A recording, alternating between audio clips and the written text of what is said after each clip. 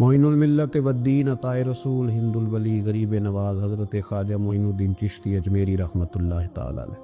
ہمارے بزرگوں کی، ہمارے صوفیاء کی زندگی میں جو چیز سب سے زیادہ خوبصورت ہے اور سب سے زیادہ انفرادی ہے وہ یہ ہے کہ انہوں نے لوگوں کے دلوں کا بڑا خیال رکھا۔ ان پر جو چیز سب سے زیادہ بوجھ بنتی تھی وہ یہ بنتی تھی کہ کوئی شخص کسی کا دل نہ توڑے۔ وہ اس کا بہت خیال رکھتے، اس پر بڑی توجہ دیتے۔ جو شخص کسی کے دل کا احساس نہ کرتا، کسی کے جذبات کا خیال نہ کرتا، اس سے ناراض ہو جاتا۔ قطب الاقطاب حضرت خواجہ قطب الدین بختیار کاکی رحمۃ اللہ علیہ فرماتے میں حضرت خواجہ معین الدین چشتی رحمۃ اللہ علیہ کی خانقاہ میں بیٹھا تھا۔ اچانک ایک تاجر، ایک دنیا دار شخص آیا۔ حضرت خواجہ معین الدین چشتی رحمۃ اللہ تعالی علیہ کے سامنے بیٹھے ہوئے آپ کے ایک مرید شیخ علی علیہ رحمہ جن کا نام تھا، ان کی طرف وہ تاجر تیزی سے بڑھا اور شیخ علی کا گریبان پکڑ لیا۔ میرے پیسے کب دو گے اور کتنے وعدے کرو گے؟ لاؤ میری رقم واپس کرو۔ حضرت خواجہ معین الدین چشتی رحمۃ اللہ علیہ ساری صورتحال سے بے خبر تھے۔ جلدی سے اٹھے اور اٹھ کر کے اس تاجر سے کہا کہ معاملہ کیا ہے، بات کیا ہے؟ کہ حضور بہت عرصے تھے آپ کے اس مرید شیخ علی نے میری رقم دینی ہے اور واپس نہیں کرتا۔ خواجہ صاحب علیہ رحمہ نے شیخ علی کی طرف دیکھا اور فرمایا یہ معاملہ کیا ہے؟ عرض کی حضور غریب ہوں، کمزور ہوں، تنگ دست ہوں، قصداً ایسا نہیں کر رہا، اس سے کچھ مہلت لے چکا ہوں، وہ ختم ہوئی، اب اور مہلت کا سوالی، اور یہ مجھے مہلت دینے کو تیار نہیں ہے۔ خواجہ اجمیر علیہ رحمہ نے اس تاجر کی طرف دیکھا اور فرمایا غریب ہے، مجبور ہے، اس وقت تنگ دست ہے، اس کو کچھ مہلت دے دو، یقیناً تمہاری رقم لوٹا دے گا۔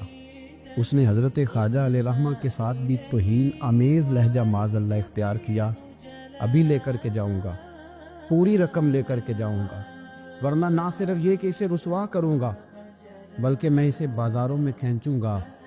خواجہ قطب علیہ رحمہ فرماتے ہیں جتنے لوگ وہاں بیٹھے تھے ان سب کی طرف جب شیخ علی دیکھتے تو کمزور پڑتے، روتے، میرے پیر بھائیوں کے بیچ آ کر سرعام اتنے لوگوں میں میری اتنی رسوائی کر ڈالی۔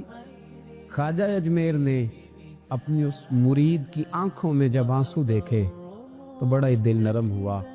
اس کو کہا کچھ مہلت دے دے، اس نے کہا نہیں مجھے تو ابھی اپنی رقم چاہیے۔ خواجہ صاحب رحمۃ اللہ علیہ نے زمین پر چادر بچھائی، چند سکے جیب سے کیا نکالے تھے کہ اللہ تبارک و تعالیٰ نے بھرے خزانوں سے دولت عطا فرمایا، یہ ہے تمہاری رقم، اٹھاؤ اور لے جاؤ۔ تمہیں فقیروں کو اس طرح رسوا نہیں کرنا چاہیے تھا، تمہیں خانقاہوں میں بیٹھے ان سادہ اور کمزور لوگوں کے ساتھ یہ رویہ روا نہ رکھنا چاہیے تھا۔ یہ کہا اس شخص نے پیسے اٹھانے شروع کیے اور اٹھاتے اٹھاتے نا جب اس کی نظر زیادہ مال پہ پڑی تو کچھ زیادہ پیسے بھی اٹھا لیے۔ ذرا نظر بچا کے دیکھتا کہ خواجہ صاحب دیکھ تو نہیں رہے، کچھ زیادہ رقم ہتھیائی اور وہ چلتا بنا۔ حضرت خواجہ علیہ رحمہ نے شیخ علی کو تھپکی دی، فرمایا اللہ نے تمہاری عزت رکھی، پر ایک بات میری یاد رکھنا، جب بھی بھروسہ کرنے کو دل ہوا، جب بھی کسی طرف سہارا ڈھونڈنے کا دل ہوا تو یا خدا کی طرف دیکھنا یا محمد مصطفیٰ کی طرف ہے صلی اللہ علیہ وسلم۔ یہ کیا درویشوں کا کیا کام کہ وہ دنیا داروں سے پیسے لے اور دنیا داروں کے ساتھ معاملات کرے، تمہاری یہ روش اچھی نہیں، لیکن اللہ نے تمہارا وقار رکھا۔ خواجہ قطب کہتے ہیں وہ بات تو ختم ہو گئی، لیکن شیخ علی کے چہرے پر کئی دنوں تک افسردگی رہی۔ وہ ان سب لوگوں کو پلٹ پلٹ کے دیکھتے جن کے سامنے آ کے اس نے گریبان پکڑا تھا تو بیچاروں کی طبیعت بگڑتی، دل پہ افسوس ہوتا، اس کو ایسا نہ کرنا چاہیے تھا، میری غریبی کا یوں مذاق نہ اڑاتا۔ کہتے ہیں چند ہفتے گزرے تو اس تاجر کو ہم نے دوبارہ خواجہ صاحب کی خانقاہ میں داخل ہوتے دیکھا، لیکن اب کہ وہ بڑا ہی پریشان آیا، اب کہ وہ بڑا ہی افسردہ آیا، اب کہ وہ آیا تو ہانپتا کامتا تڑپتا آیا، چادر بڑی ساری اوڑھ رکھی ہے، آتے ہی حضرت خواجہ کی خدمت میں بیٹھا، تڑپ کے رونے لگا، کہنے لگا اجمیر کے بادشاہ بھول گیا تھا، معافی ہو سکتی ہے، غلطی ہو گئی تھی، درگزر کا سوالی بن کے آیا ہوں۔ عطائے رسول ہند الولی غریب نواز رحمت اللہ تعالی علیہ فرمانے لگے پہیلیاں نہ بجھا، جو بات ہے اس کو کھول کر کے بیان کر، فقیر تیری ہر بات سننے کو اور درگزر کرنے کو تیار ہے۔ اس نے اپنا ہاتھ چادر کی اوٹ سے نکالا تو کہنے لگا حضور خشک ہو گیا، اٹھتا ہی نہیں۔ حضور تکلیف میں ہوں، آزمائش میں ہوں۔ ہوا دراصل یہ تھا کہ میں نے نا وہ میں نے سکے اٹھاتے اٹھاتے نا آپ سے نظر بچا کے کچھ زیادہ اٹھا لیے تھے، تو آپ کی ناجائز دولت، میں نے آپ کی دولت کو ناجائز حاصل کر لیا تھا، تو حضور اس سبب سے میرا ہاتھ چھل ہو گیا، مجھے اتنے لینے چاہیے تھے جتنے میرے بنتے تھے، میں نے ناجائز پیسے لے لیے۔ خواجہ اجمیر فرمانے لگے دنیا دار ہے تو ابھی تک دنیا داری میں ہی اڑا ہوا ہے، تو دنیا دار ہے تو ابھی تک تیرا خیال سکوں میں، پیسوں میں، دھیلوں اور اشرفیوں میں اڑا ہوا ہے۔ فرمانے لگے مجھے پتا تھا تو زیادہ اٹھا رہا ہے، لیکن فقیر کے پاس جو خزانے ہیں وہ اس کے ذاتی نہیں، وہ رب کریم کے دیے ہوئے ہیں۔ اللہ کے خزانوں میں سے کوئی لے گیا تو لے گیا، لیکن تو یہ کیا سمجھتا ہے کہ زیادہ سکے اٹھانے کی وجہ سے تیرا ہاتھ چھل ہوا ہے؟ کہ اس لیے تیرا ہاتھ خشک ہو گیا ہے کہ تو نے ایک فقیر اور درویش کو بھرے مجمع کے اندر رسوا کر ڈالا تھا۔ تیرا زیادہ پیسے لینے کی وجہ سے ہاتھ کمزور نہیں پڑا، بلکہ وہ جو تو نے اس غریب کے گلے میں ہاتھ ڈالا تھا اور اسے رسوا کر ڈالا تھا، تو کیا سمجھتا ہے وہ لاوارث ہے؟ اگر وہ کمزور ہے، تنگ دست ہے، تو بندہ تو رب کریم کا ہی ہے نا۔ جو تاجر، سیٹھ، نواب اور ذمہ دار کا رب ہے، غریبوں کا بھی وہی رب ہے، ان مسکینوں کا بھی وہی رب ہے، ان کمزوروں کا بھی وہی رب ہے۔ کہنے لگا حضور معافی کا سوال ہی ہوں۔ فرمایا اٹھ کے جا اور بھرے مجمع میں جا کے ایک دفعہ اس درویش سے معافی مانگ، مجھے امید ہے عرش کا رب تیرے سارے گناہ معاف فرما دے۔ ایک دفعہ معافی مانگ لے، جا سوال کر لے۔ وہ شیخ علی کے سامنے آ کے کھڑا ہوا، وہ کہنے لگا اگر آپ معاف کر دے تو میری تکلیف دور ہو جائے گی۔ شیخ علی کی آنکھوں میں چم چم آنسو برسے۔ کہنے لگا آپ نے معاف کیا کہ نہیں کیا؟ کہنے لگے یار تو تاجر ہے، تو ذمہ دار ہے، تیرے دل میں پتہ نہیں کیا تصور ہے، پر میں نے تو معاف کرنا ہی ہے، اس لیے کہ نہ میں تاجر ہوں، نہ میں ذمہ دار ہوں، نہ میں دنیا دار ہوں، میں تو غریب نواز کا ماننے والا ہوں۔ میری مجبوری ہے کہ جس شخص کا میں نوکر ہوں نا، اس نے سکھایا ہی معاف کرنا ہے، جس کے در دولت پہ میں رہتا ہوں انہوں نے درگزر کرنا سکھایا ہے۔ ادھر جب معافی ہوئی تو خواجہ اجمیر نے تھپکی بھی دی، دعا بھی فرمائی، رب کریم نے شفا عطا فرما دی۔ تو خواجہ اجمیر فرمانے لگے میاں جا، تیری تندرستی ہوگی، چلا جا۔ کہنے لگا حضور اب کس نے جانا ہے، اب تو میں تیری دہلیز پہ جھاڑو دیا کروں۔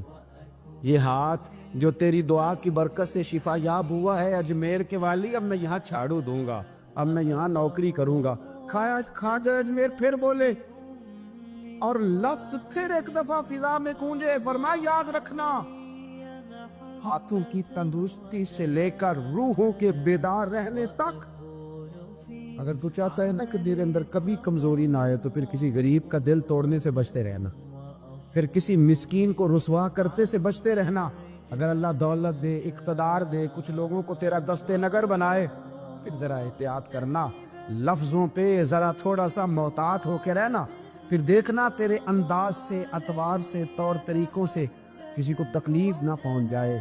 اورنگزیب عالمگیر رحمت اللہ تعالیٰ علیہ ہندوستان کے بادشاہ تھے۔ خواجہ معین الدین اجمیری رحمت اللہ علیہ کے مزار پہ حاضری دینے گئے۔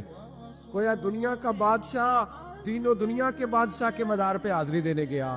حضرت اورنگزیب عالمگیر مزار پہ گئے تو دیکھا ایک اندھا بیٹھا ہے، اور ساری سور کے سارے فقیر بیٹھ جایا کرتے تھے، اندھا بیٹھا، کہنے لگا بابا دے دو، بابا دے دو، 20 سال سے بیٹھا ہوں خواجہ اجمیری کے دربار پہ آنکھیں نہیں ملتی، اندھا ہوں، کچھ دے دو۔ اورنگزیب عالمگیر سرانے کھڑے ہو کے کہنے لگے اچھا 20 سال سے بیٹھا ہے، کوئی نہیں مل رہی؟ کہا نہیں مل رہی۔ فرمانے لگے 2 سپاہیوں کے اس کے سر پہ کھڑے ہو جاؤ تلواریں لے کے، میں جا رہا ہوں اندر حضرت اجمیری کے مزار پہ حاضری دینے۔ 21 سال ہو گئے، اس کو آنکھیں نہیں مل رہی، اس سے تو حضرت خواجہ اجمیری ناراض ہیں، اس کو دیتے ہی کچھ نہیں، اس کے سرانے کھڑے ہو جاؤ، اگر میرے آنے تک، یہ میرے واپس آنے تک ٹھیک ہو گیا تو صحیح، ورنہ میں اس کی گردن کاٹ دوں گا، اس سے تو ناراض ہے، 21 سال ہو گئے میرے کچھ نہیں رہا، اور یہ خواجہ اجمیر کا آستانہ ہے جہاں سے کبھی خالی کوئی نہیں گیا۔ کہنے لگا اس سے ناراض ہے بابا، میں واپس آؤں گا تو اس کی گردن اڑا دوں گا۔ یہ کہہ کے اورنگزیب عالمگیر اندر گئے، وہ اندھا پیچھے سے کہنے لگا یا اللہ آنکھیں پہلے ہی کوئی نہیں تھی، اب تو گلا بھی کٹنے لگا ہے، خواجہ صاحب مہربانی کرو، اللہ خواجہ صاحب کے صدقے فضل پر معاف۔ रोने लगा, चिल्लाने लगा। वो सिपाही कहते हैं उसने इतनी मिन्नत की कि हम भी रोने लगे। थोड़ी देर के बाद औरंगजेब आलमगीर वापस आए तो अंदर जोर जोर से बोलने लगा, कहने लगा बादशाह मेरी आंखें सही हो गई है, मुझे अल्लाह ने माफ कर दिया है, ख्वाजा आज मेरी ने अता कर दी है, रब ने मेरी गलतियां बख्श दी हैं, देखो मैं ठीक हो गया हूँ। औरंगजेब आलमगीर ने तारीखी जुमला कहा ख्वाजा साहब के मदार पे खड़े होके, कहने लगे ओ जालिमो, आज के जालिमो सूफिया को बदनाम करते हो, बदबख्तो इन लोगों पर इल्जाम धरते हो, इनके दरवाजे से भी कभी कोई खाली जा सकता है। और मैं 21 साल हो गए थे, तूने अंधा बन के ढोंग रचाया हुआ था, तू मांगता था, लोगों से मांगता था, ढोंग रचाया हुआ था। आज तूने मौत के डर से दिल से मांगा है और रब ने मोइनुद्दीन के सदके तुझे दोनों आंखें अता फरमा दी। ढोंग न रचाओ, दिल से आओ, दिल से आओ। इन फकीरों के दरवाजे बंद नहीं हुए, खुले हुए हैं, लेकिन शर्त यह है कि दिल से आओ। तुमने तो ढोंग रचाया हुआ है, ढोंग से भी कभी मिला है। फरमाया मेरे मोइनुद्दीन का दरवाजा और कोई खाली चला जाए, ढोंग न रचाओ। खुदा की कसम दुनिया ढोंग न रचाए, उनसे दर्द दिल लेने जाए, उनसे मार्फत इलाही का दर्स लेने जाए, उनसे रब का कुर्ब मांगने जाए। तमन्ना दर्द दिल की हो तो कर खिदमत फकीरों की, नहीं मिलता ये गौहर बादशाहों के खजीनों से। और किसी ने कहा था अल्लाह अल्लाह किए जाने से अल्लाह न मिले, अल्लाह वाले हैं जो अल्लाह से मिला देते हैं। और निगाहे मुर्शिदे कामिल से इश्के मुस्तफ़ा हासिल, निगाहे मुर्शिदे कामिल से इश्के मुस्तफ़ा हासिल। खुदा का कुर्ब दे मोहब्बत पीर खाने की, खुदा का कुर्ब देती है मोहब्बत पीर खाने की। इनसे कभी दुनिया मांगने न जाओ, दुनिया तो कई दफ़ा दुनियादार से भी मिल जाती है।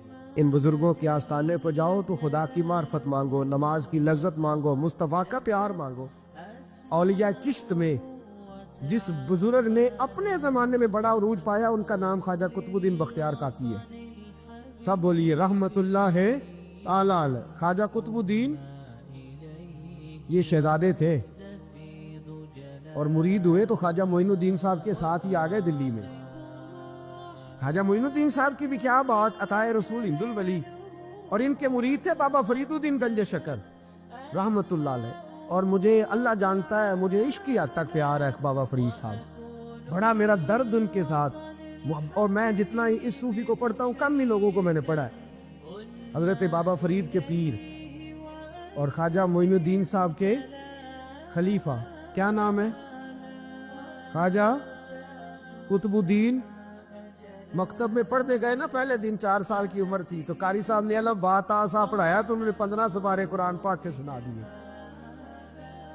तो कहने लगे बेटा तुझे कैसे आए, कहने लगे मेरी अम्मा 15 सपारों की हाफिज है, वो सारा दिन कुरान पढ़ती रहती थी, मुझे सुन सुन के याद हो गया है। जे बाला नु गाला याद हो सकदियां ने तो कुरान पाक भी याद, अल्लाह खैर करे। शर्त यह है कि हम घर में कुरान पढ़े, बच्चों को सुन सुन के भी याद हो ही जाता है। ख्वाजा कुतुबुद्दीन इतना उरूज पाया इस शेख कामिल ने कि वक्त का बादशाह भी मुरीद हो गया। सुल्तान शमसुद्दीन तमश मुरीद था, दिल्ली का बादशाह भी मुरीद था, अजमेर का बादशाह ख्वाजा मोइनुद्दीन साहब का मुरीद नहीं हुआ ना, पाकपतन का बादशाह बाबा फरीद का मुरीद हुआ। लेकिन ख्वाजा कुतुब साहब को अल्लाह ने ये अजमत भी दी, ये शान है ना। अगरचे सदका सारा ख्वाजा मोइनुद्दीन के कदमों का ही था, लेकिन दिल्ली का बादशाह मुरीद हुआ। और इतना आला मुरीद हुआ कि जब ख्वाजा कुतुबुद्दीन साहब का विसाल हुआ तो 3 शर्तें लगाई थी। फरमाया मेरा जनाजा वो पढ़ाए, जब से तौबा किया फिर उसका सीने बद हराम के लिए ना खुला हो, और जब से तौबा किया फिर लुकमा हराम उसके गले से ना गुजरा हो, और जब से तौबा किया फिर कभी नमाज तहज्जुद भी कज़ा। बड़े बड़े सूफी मेरी तरह के गर्दन झुका के खड़े हो गए। 7वीं सफ से दिल्ली का बादशाह निकल आया, कहने लगा पीरा सारी जिंदगी मैंने पर्दादारी से इबादत की थी, तू जाती दफा मुझे बेनकाब कर गया है। इतना बड़ा उन्होंने शख्स था। और हाल ये था, लोग कहते हैं कि फलाना आदमी अमीर आदमी है तो हजरत साहब का तल्लक, पीर साहब का तल्लक ज्यादा है, तो उसकी इमारत ना देख, कभी कभी उसकी परहेजगारी भी देख, उसकी खिदमत गुजारी भी देख। ख्वाजा कुतुबुद्दीन साहब पे भी इल्जाम लगते रहे। एक इल्जाम ये भी लगा कि करीब चले गए। हुआ क्या, जब बादशाह मुरीद हुआ तो कहने लगा हजरत जी मैंने बादशाही नहीं करनी, मैंने अब खानकाह में रहना है। तो फरमाया बेटा तू छोड़ देगा तो कुछ जालिम बैठ जाएगा, तो हुजूर फिर क्या हुक्म है? फरमाने लगे तूने करनी